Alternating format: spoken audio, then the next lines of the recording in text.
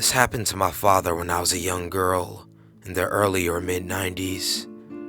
My dad was in pretty good shape, about 5'10" and in his mid-40s. He had a fairly high-up government job that frequently took him to Mexico. This particular trip had him working in Mexico City. One night, he and a coworker went out to dinner in a kind of touristy area. I think it was called Zona Rosa. They went to a few bars after dinner, enjoying the city, and then decided to take a taxi back to their hotel. So, they were in the taxi when it stopped at a red light. There was also a police car waiting in line right behind them. Suddenly, two men from the street ran up to their taxi, and the driver let them in. They attacked my dad and his friend and demanded their money and jewelry. Now, my dad was pretty strong, so when he started kicking the men, it probably did some damage. That's when the men started stabbing him with the rusty screwdrivers they had for weapons. His pants were tattered and bloody from all the stab wounds. Meanwhile, the police behind them, who have a clear view of what is happening, do absolutely nothing. The taxi speeds off with everyone still inside. The attackers take both of their wallets, watches, and wedding rings. Now the men are angry because there isn't much cash. They drive around the city, hitting my dad and his coworker over and over while demanding the PIN numbers for their credit cards. My dad's coworker, who spoke Spanish, kept trying to tell them that they didn't have PIN numbers, but this just made them angrier. They had no idea what these men had planned for them as they drove them around and around the city. Finally, they stopped in an unfamiliar area next to an 18-wheeler. The man dragged my father and his friend out of the taxi and told them to crawl all the way underneath the truck. Then both men jumped back in the taxi and finally sped away, leaving my dad and his friend stranded in a sketchy part of town with no money. Eventually, they got yet another taxi and went back to the hotel. My dad immediately packed his things and took the next flight home. I remember him sitting at our kitchen table, looking so pale and disheveled.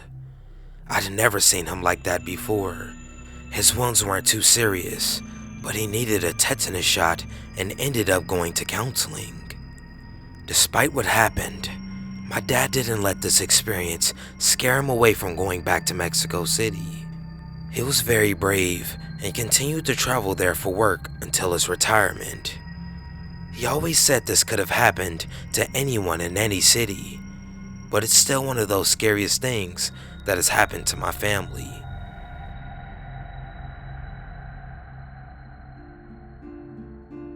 This is one of my favorite subreddits, but I have noticed that most of the stories written here happened in the USA.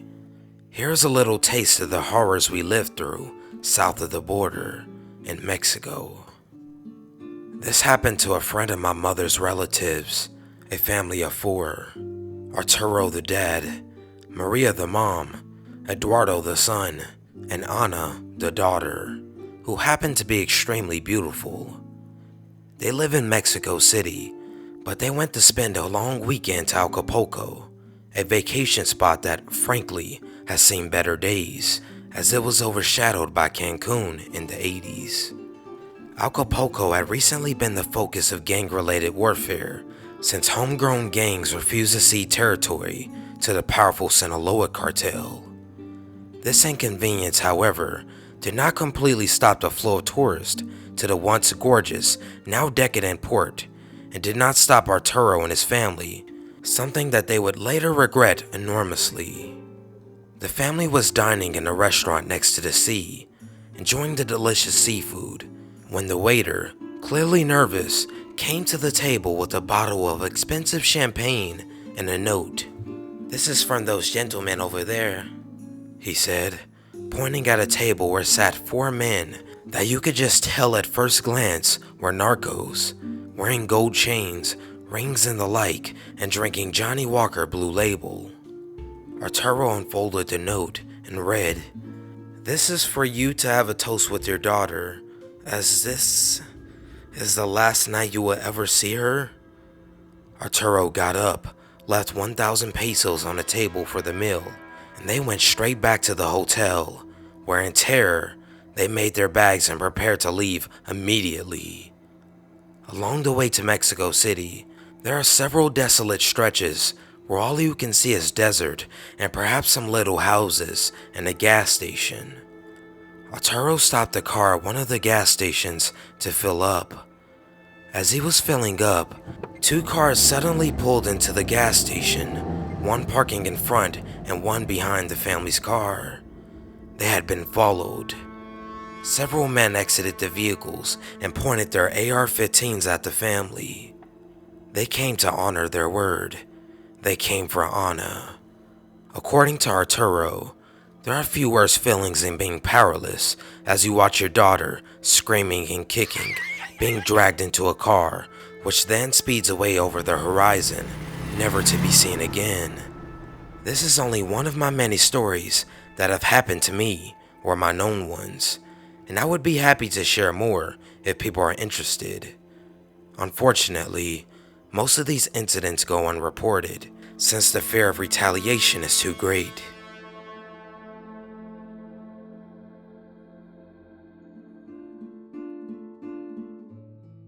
Here's another one of my stories from when I lived in Mexico City. This time, I myself am the protagonist. This happened when I was 18 years old, during the summer before I moved to the United States for college. I spent that summer hanging out with my friends, partying, drinking, and the like. It was very fun. After one of those nights of heavy drinking, I woke up in my buddy's house at around noon and headed straight home. I had a pounding headache, and the sun's hard rays blurred my vision, dazzled me as I got off the bus and walked a few blocks between the bus stop and my house. No one was home except our maid, Carmen. I entered and lied down on the first couch I saw. I started drifting into a Morpheus embrace when I was woken up by the phone ringing. Carmen answered, and about a minute later came to give me the phone. I could see in her eyes that something was not right. Her hand was shaking as she handed me the handset. "I think someone has La Senora," she said in a tiny voice. "What?" I said, incredulous as I put the phone to my ear. On the line was a woman screaming in agony. I couldn't understand what she was saying. She was mostly screaming and crying and something about a finger. And all I could think was, fuck, they've got my mom. The woman's scream stopped, and suddenly a man was on the line who said in a threateningly calm voice, "We've got your mom. We've already cut off one of her fingers." At this point, my vision came all black with rage and anguish. I started to lose my grip on reality. Do you guys have any idea how it feels like to know that your mother, the woman who has been there for you all your life, is being tortured in some dark room somewhere in the largest city in the world? Hope you never find out. The man demanded money, and I didn't have any. I frantically searched my parents' bedroom for a hidden stash of cash, anything. The guy kept saying that he would kill her if I didn't have any, and I kept pleading to the man to wait until my father gets home. He has money. At that point, I was in tears, living some of the worst moments of my life, when all of a sudden, I heard the door of my house open, and with unfathomable relief, I heard the sweet, angelic voice of my mother as she yelled at my dad to grab something from the car. I ran downstairs and hugged her so hard. "What happened? How did you escape?" I then yelled, "Chinga tu madre puto!" into the handset and hung up. The guy tried calling again right away, but we just hung up. Turns out, I was the victim of a scam that had just become common in Mexico, where people would call random phones and pretend to have kidnapped a family member. They ask for you to meet them somewhere immediately and bring cash for ransom, saying they will kill or keep torturing the victim until you give them what they want.